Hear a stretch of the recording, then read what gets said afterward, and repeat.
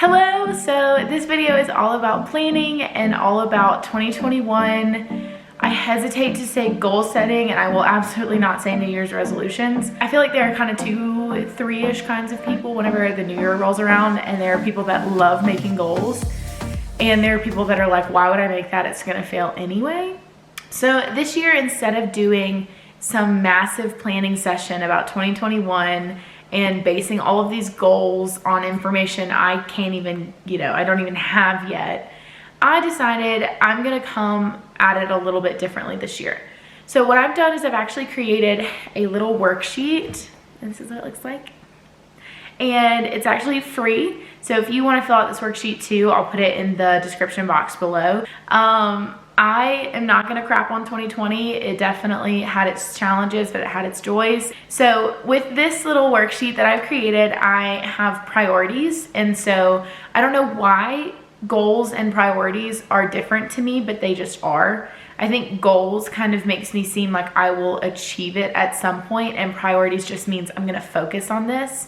And I really like that way of coming at it. So my worksheet includes 4 priorities. I kind of feel like 4 is almost like a max. If you just want to do 3, that's perfectly fine. If you just want to do 2, whatever, it's up to you. But I felt like 4 was a good number. And so my kind of priorities for 2021, I'll start out with the first one. And the first one is my relationship with my boyfriend. So Zach and I have always kind of had this understanding that like we date for marriage. And to me, it's really important to build a strong foundation, if we're going to look at getting married. And if we're pursuing that future together, it's really important to me that I'm making strides and I'm making time for him. Now, in no way am I saying I'm gonna make Zach the center of my world, but there are things that I need to do as a girlfriend that I need to start building on right now. And so I want to make sure that I'm always centered on, building our relationships foundation on Christ, on God, and moving from there into how can we serve each other, how can I serve him in the role that I'm in. And in the box, I just put ways that I can make that a priority. So some of them that I wrote down is just learning more about love languages. We have different love languages, and that is rather difficult. It's very rewarding, but very difficult. I want to kind of do some more research on how can I make that a priority and make sure that he feels loved in the way that he receives love. Read a book. We love reading through books about relationships and just having discussions and kind of Bible study topics around them. And I would love to do more of that going into 2021. I want to pray more together. So things like that is kind of what I put in those little gray boxes.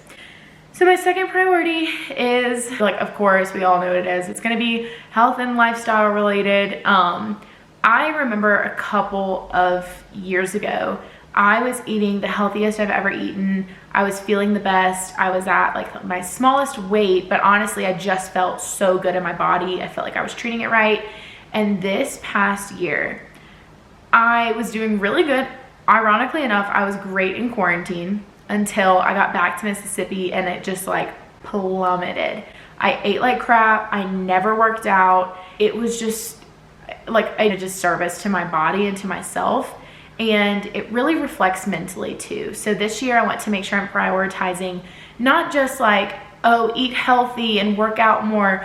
No, like find meals that I genuinely feel are so good and so good for me. Find workouts that I legitimately want to like get off work so that I can go do them. Another part of that is that I've noticed I am a girl that needs a gym. That's just it. I'm not saying that you, of course, have to work out in a gym, or in order to work out effectively, it has to be in a gym. I need a gym. I need a single space that is completely and solely devoted to me sweating and like being angry and listening to like hardcore music while I just like smash out a workout. I just need that. I want to learn to meal prep a little bit more. So those are just some ideas around this second priority. Okay, my third priority, and I don't think I've talked about this on YouTube yet, but I definitely want to do some dedicated videos about this, is I decided a couple months ago that I am going to pursue a degree in law. So I'm going to be taking my LSAT definitely in 2021. So why does that stress me out to say? I want to finish my Princeton review that I'm going through right now, take multiple practice tests. I have a score in mind of what I want to make, but I am going to do a dedicated video specifically to that. I'll talk more about that later, but yes, I am going to be taking my LSAT this year, and I definitely want to get a good score, right? Priority number 4, and kind of my last priority for 2021, is realistic optimism or realistic positivity. Now, this is something that I've just kind of coined today and come to understand today. I consider myself a realistic pessimist. I'm not saying I like that. Obviously, it's a goal of mine to not be that. But I feel like this whole idea that if you're a realist, it's actually just you're a pessimist and you don't want to admit it, I don't agree with that. And the reason I don't agree with that is because realism can exist in either pessimism or optimism. And so this idea that you have to be, you know, one of those three, I don't really like that. I don't agree with that. So I tend to see things in a realistic way, but I also tend to see them with a negative spin. So if I see something, I can look at it, I feel like I can critically analyze it in a way that makes it, you know, real, but my end result is a negative response to it. I hope that makes sense. But I want to see the world real. I want to be real with the world, but I also want to put a positive response to that realism. I will never be one of those people that is bopping around, super excited just to be breathing. I don't know why, I just can't be that person. I can't. And I don't think that that means that I am negative. I just think that means I'm not the most, you know, optimistic human being on the planet, and that's not my goal to be. And so what I want to do, you know, I know people that are so positive that it almost just feels like uncomfortable to be around them. And I don't want to be so positive. And this is kind of this idea of toxic positivity, which if you don't know what that is, I'm going to link some articles. And it's just kind of this idea that positive people can sometimes be so positive that they don't allow people to experience their feelings, to come to terms with them, and to move forward from them. And it also is one of these principles that like positive, extremely positive people are almost uncomfortable with sitting in real negative emotions. I think God gave us negative emotions because if I didn't experience lows, how would I know what a high felt like? You know, if I didn't experience a really bad time, I would have no idea what to be thankful for when I came out of it, or whenever, you know, I saw something come to fruition. So I don't like this idea that negative emotions are bad. I just think that you have to kind of keep them in check. So the whole LED light bulb versus sunshine rays is, I don't want to be an LED light bulb. When LED light bulbs come on, it's abrasive. It's, you know, it makes everything just seem like shiny, bright, but in like an annoying headachy kind of way. I am the kind of person that if there's an LED light on, I'm like, can you just turn it off? Because I'd literally rather be in the dark. I don't want to be like that. I don't want to be that kind of like positive. I want to be a ray of sunshine. And I know that sounds kind of cliche, but it's like, you know, sun can illuminate things that you couldn't see otherwise. And LED light bulbs can do that too, but in a way that's so abrasive that you don't even want to hear it. You know, you don't even want to see it. Versus rays of sunshine, they wake people up. They make you feel more positive. There's literal nutrients in sun that your body needs. And I want to be that for other people. I want to be a ray of sunshine, and not in a happy, bright, positive way all the time. Sometimes in a way that sits with someone in their grief and says, I'm so sorry, but if I'm the only person that can look up for you, I will do it. If I'm the only person that can show you like that this will turn out well, or that can sit with you right now until it does, then I will be that. You know what I mean? So that's kind of the difference that I'm making between those. And those are my priorities. Last thing on this worksheet is a word of the year.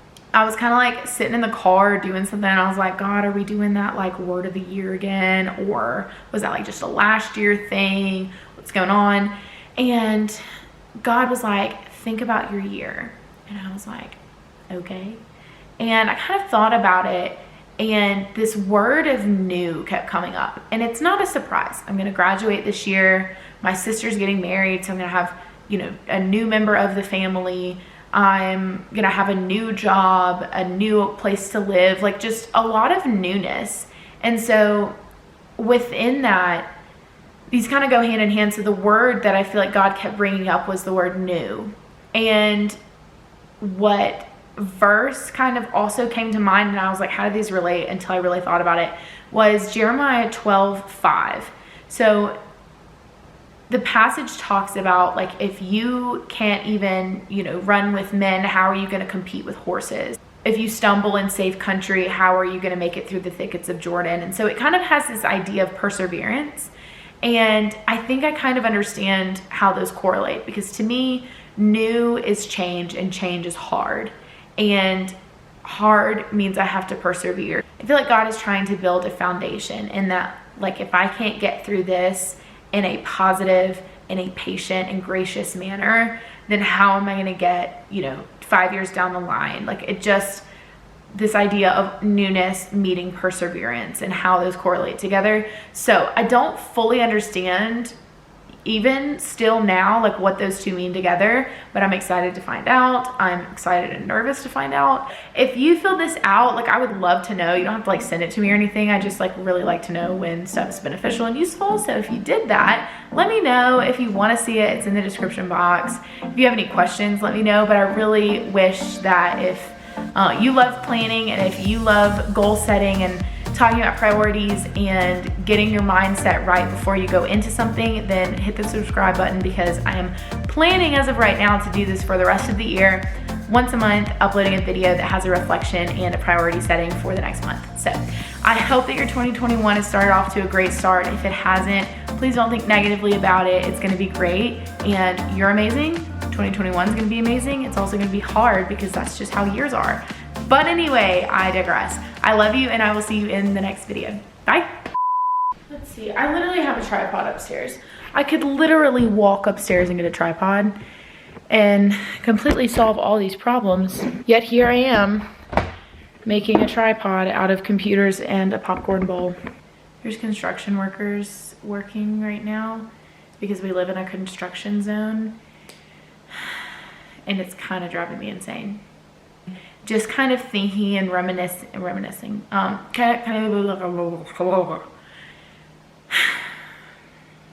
really hope you cannot hear this nail gun out here. Please stop.